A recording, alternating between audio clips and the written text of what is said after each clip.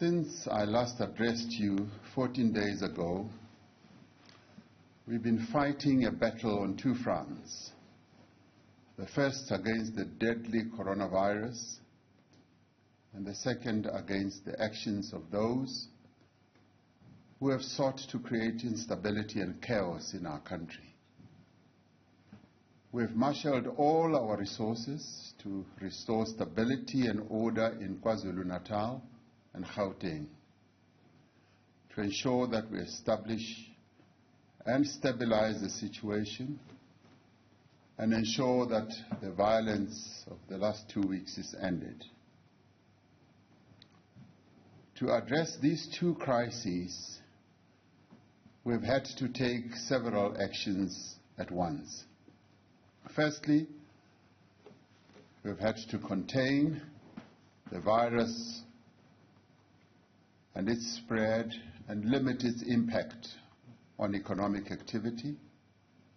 Secondly, we've had to accelerate our vaccination program so that the vast majority of adult South Africans can be vaccinated before the end of the year. And thirdly, we need to ensure that peace and stability is maintained throughout the country and that there are no further incidents of violence.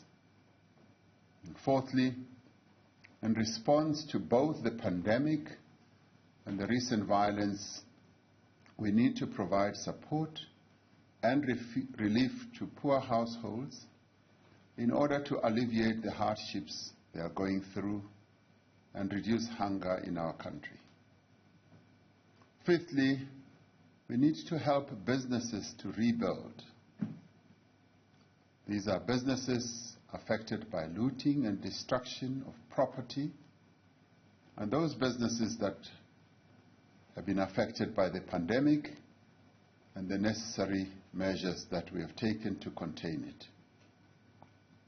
Finally, we need to accelerate the implementation of our economic reconstruction and recovery plan to rebuild our economy so that we can create employment and drive inclusive growth.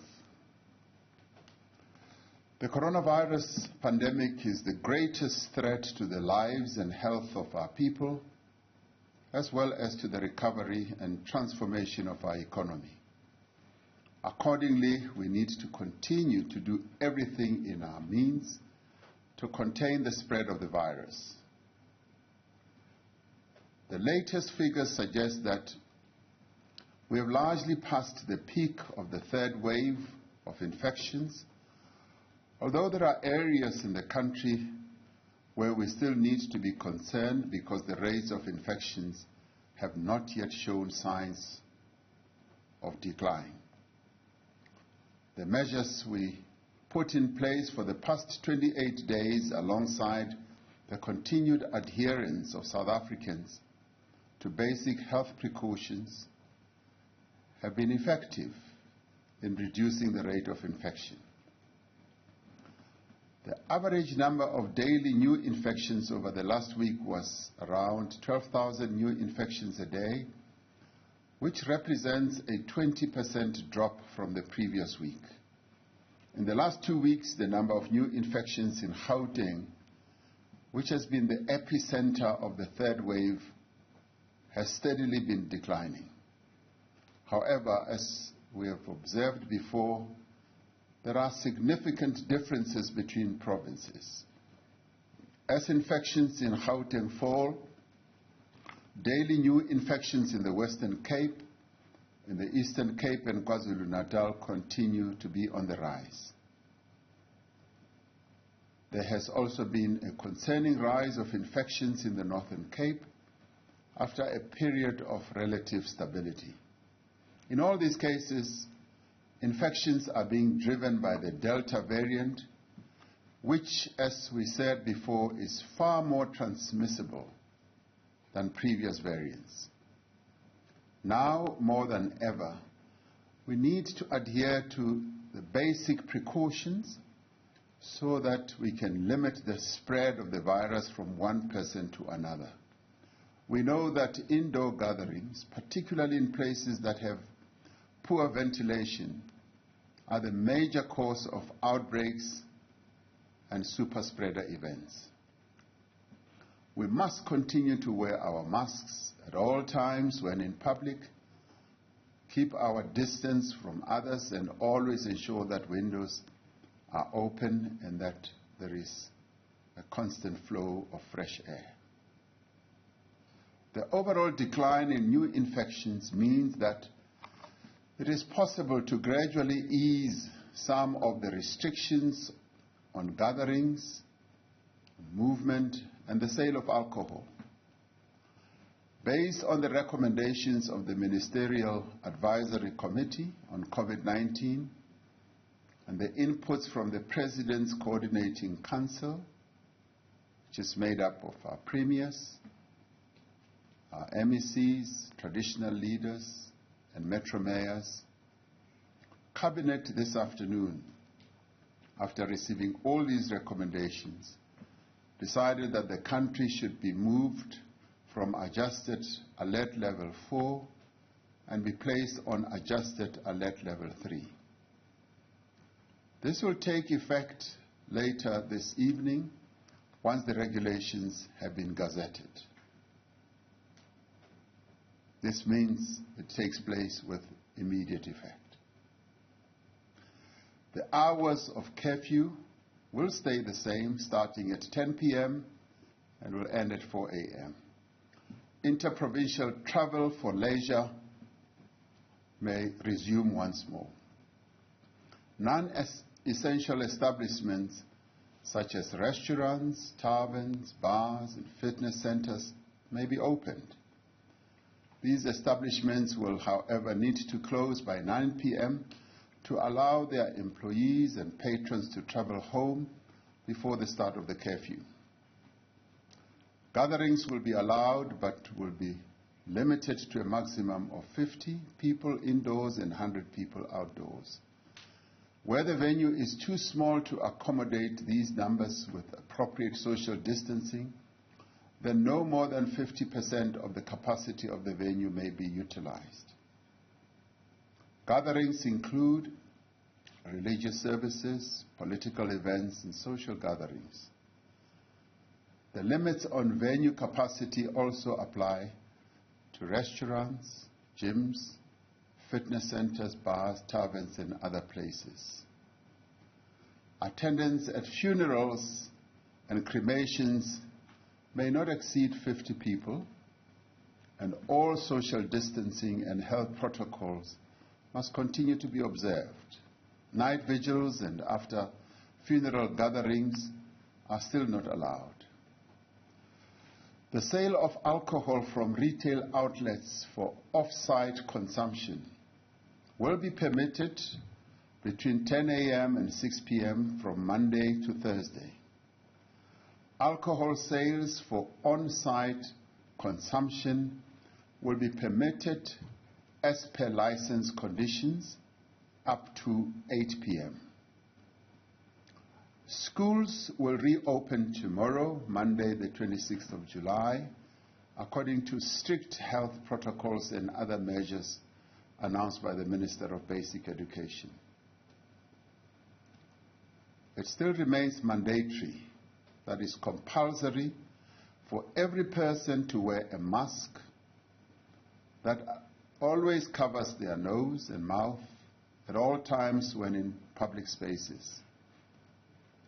The owners and managers of public buildings, centers, shops, restaurants, taxis, and buses all have a responsibility to ensure that people on their premises or in their vehicles wear masks. They must also ensure that the appropriate social distancing measures are in place and are adhered to. It is important to remember that it is a criminal offense if the number of people on these premises exceeds the maximum number of customers or employees allowed. As we ease restrictions, we must remember that infections remain high and that we need to continue to exercise caution at all times. As we have always said, our most effective weapon in the fight against COVID-19 is an effective and comprehensive vaccination program. In the last few weeks, our vaccination campaign has made huge strides. There's been great progress. We are now administering more than 240,000 vaccines every weekday. A month ago, this figure stood at around 100,000 vaccines per weekday. I've still said to the Minister of Health that I still want those vaccinations to reach 300,000 per weekday. And as a result, we've now administered more than 6.3 million vaccines, with over 10% of our population having received a vaccine dose. This has been possible through close collaboration between government and the private sector and with other social partners. In the coming weeks, we will substantially increase the rate of vaccination. We're increasing the number of vaccination sites and improving the vaccination registration system. We will also increase our vaccination capacity on weekends. We will now allow people between ages 18 and 34 to be vaccinated from the 1st of September 2021. This will be in addition to age groups that are currently eligible, which is everyone over 35 years of age. We are now able to allow people who need to be vaccinated to present themselves at vaccination sites without an appointment and be registered and vaccinated. This substantial increase in the rate of vaccination is made possible by improvements in the supply of vaccines. Within the next 2 to 3 months, we are scheduled to receive around 31 million additional doses from Pfizer and Johnson & Johnson. The process of acquiring more vaccines from other manufacturers, such as the Chinese vaccine and others, is underway. This supply pipeline means that there will be sufficient vaccine doses available for the rest of the year. We've made tremendous progress also in addressing the challenges we faced as a country and the continent in accessing vaccines. As a result of our negotiations with the pharmaceutical companies and various developed economy governments, we have been able to secure vaccines, and we are also able to get into a position where we will manufacture vaccines on our continent going forward. Aspen, which is based in Gqeberha, will from October be manufacturing vaccines solely for the African continent, our own country and the African continent.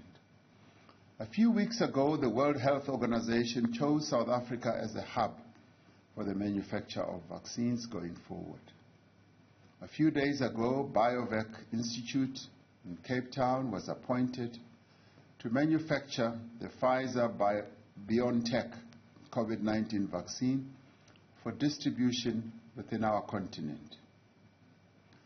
While there is ample supply of vaccines for the short term, we must ensure that this supply is delivered on time and without disruption.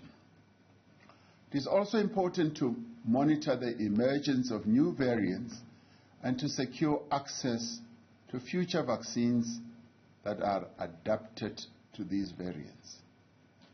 I therefore urge all South Africans to register for vaccination as soon as they are eligible, whether online or via WhatsApp or USSD, or by calling the relevant toll-free number. Fellow South Africans, 2 weeks ago, the provinces of KwaZulu-Natal and Gauteng were subjected to deliberate and planned and coordinated acts of violence designed to create the conditions of unrest in our country. This led to the loss of more than 300 lives. It led to the looting of shops, warehouses, and factories, damaged critical infrastructure, and the disruption of our country's economy. We are still counting the costs of this violence and coming to terms with the destruction that it left in its wake. I speak of the lives that were cut short and the families that have lost their loved ones. I also speak of the business owner who in a single day lost what it took him or her to build for years.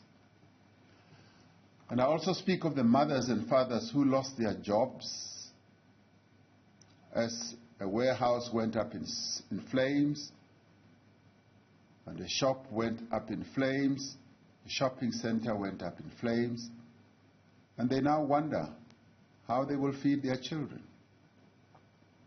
We have a duty to support those affected by this violence and ensure that it never happens again. To ensure that order and stability are maintained, particularly in KwaZulu-Natal and Gauteng, we have increased the deployment of our South African police as well as our soldiers from the South African National Defence Force. We have maintained this deployment in areas regarded as potential hotspots, as well as key economic and government infrastructure, shopping centers, warehouses, and factories. Security forces are also responsible for keeping critical supply routes open and safeguarding the transport of goods. Through these measures, we have been able to restore order in affected areas and to return the ports, freight rail network, and road transport to full operational capacity. Investigations into the violence and those behind it are continuing, and this is led by our specialized law enforcement units with a view to speedy arrests and effective prosecutions. Special measures have been put in place to manage the large number of suspects who have been arrested for offenses related to the unrest. The SAPS has activated its community policing strategy in areas throughout the country which has involved communities in preventing further incidents.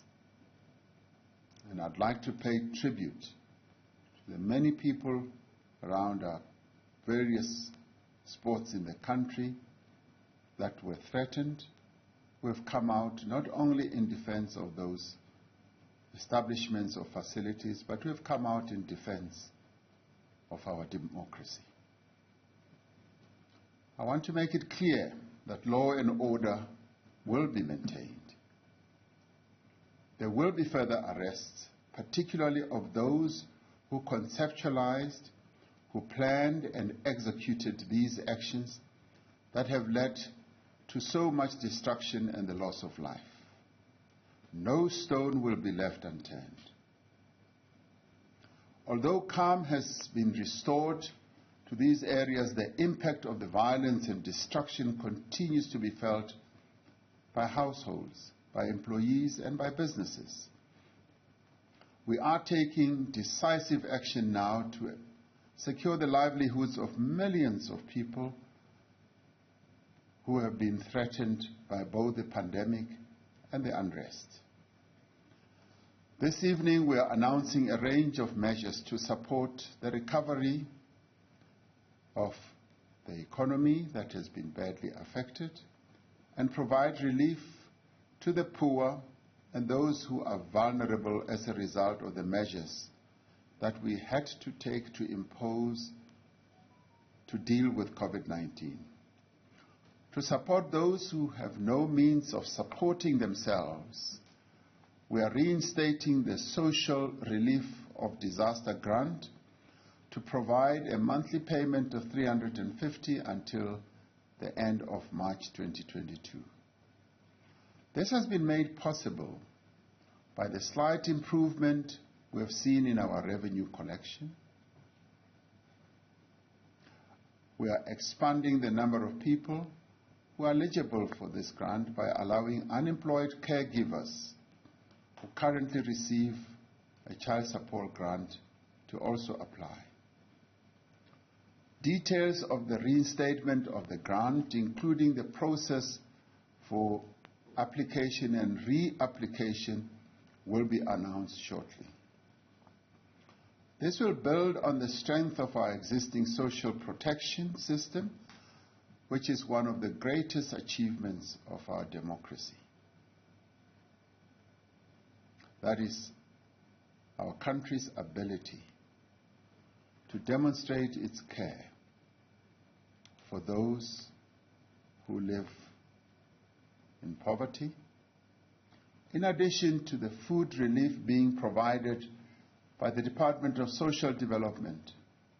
Government is contributing $400 million to the Humanitarian Crisis Relief Fund, established by the Solidarity Fund, to assist with the immediate needs of affected communities. We are also implementing measures to help businesses to rebuild. The most immediate need is to ensure that those businesses that were damaged or looted are able to rebuild and reopen as quickly as possible. We are one of the few countries in the world that has a state-owned insurance company, SASRIA, which provides cover against incidents of public violence, strikes, riots, and unrest. Businesses that are insured will be covered by SASRIA. SASRIA has committed to expedite the payment of all valid claims and is working together with private insurance companies to ensure that assessments are completed without delay. Government will ensure that SASRIA is able to honor all of its obligations and will provide whatever support is necessary in this regard. In addition, however, some businesses that were victims of this violence may not have been insured. This includes many small and medium-sized businesses, whether formal or informal. Many of these businesses have lost everything and will not be able to rebuild on their own. We will not abandon them in their time of need. We are therefore working to extend support to uninsured businesses that were affected by the violence. Government will set aside dedicated funds for this purpose, and we will soon announce a mechanism for these businesses to apply for support. We will also be reprioritizing funding for small medium enterprises affected by the pandemic through a once-off business survival funding mechanism. We are also working with large business to determine their contribution to the support of small medium enterprises, job creation, and eradication of hunger and poverty. We've had wonderful meetings, the business sector, who in the aftermath of the destruction of various malls and business centers have all come together as one to say we will rebuild, we will work together with government, and we will not allow our economy to be destroyed by those who would want to destroy it.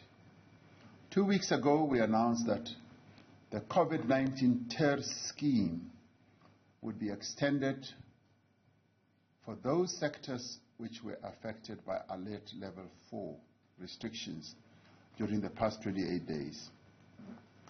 Applications for this period are open, and the UIF will facilitate payments as quickly as possible to support workers who have not received income.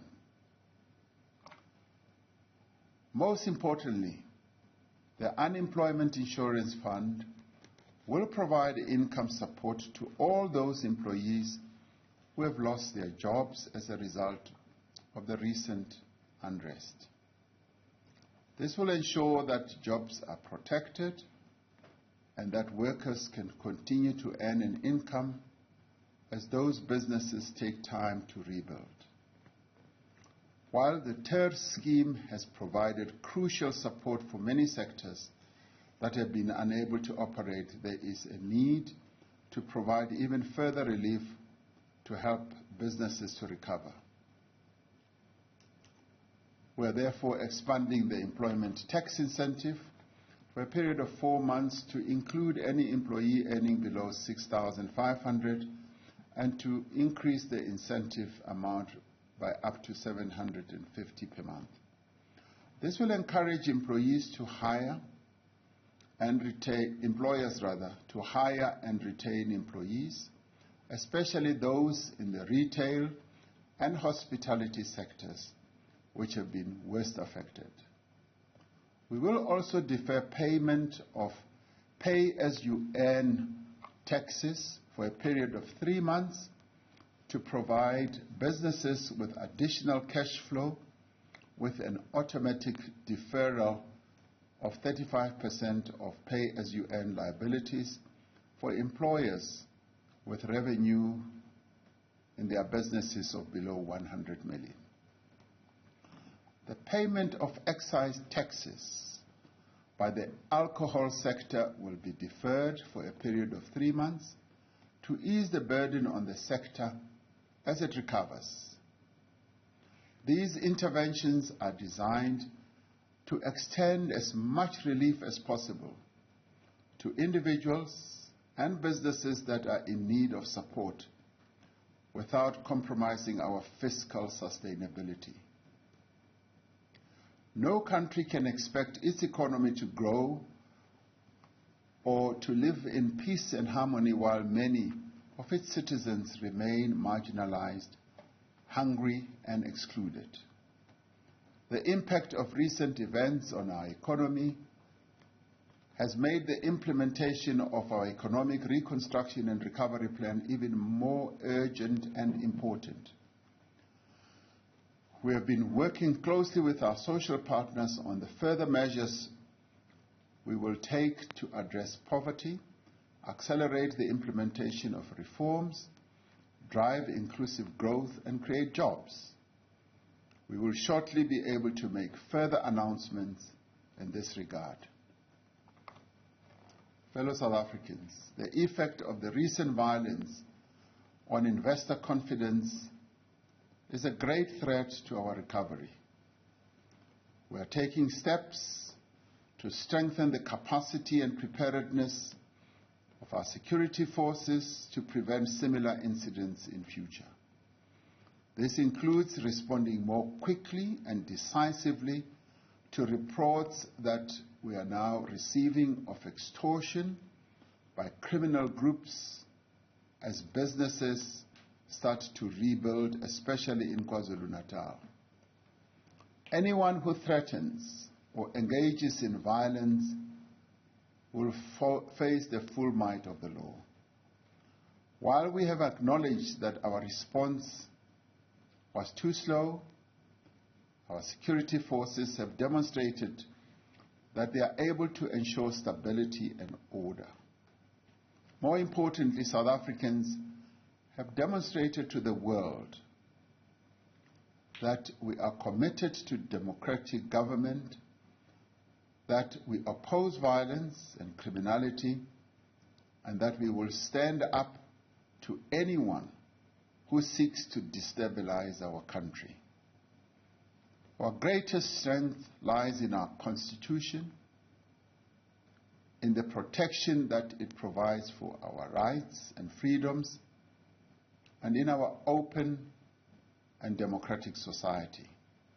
But most importantly, our strength lies in our people when they act together to defend their hard-won democracy.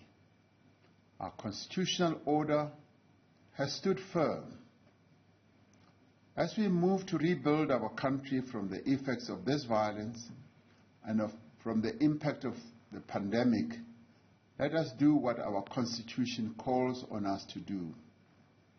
We must continue to heal the divisions of the past and establish a society based on democratic values, social justice, and fundamental human rights.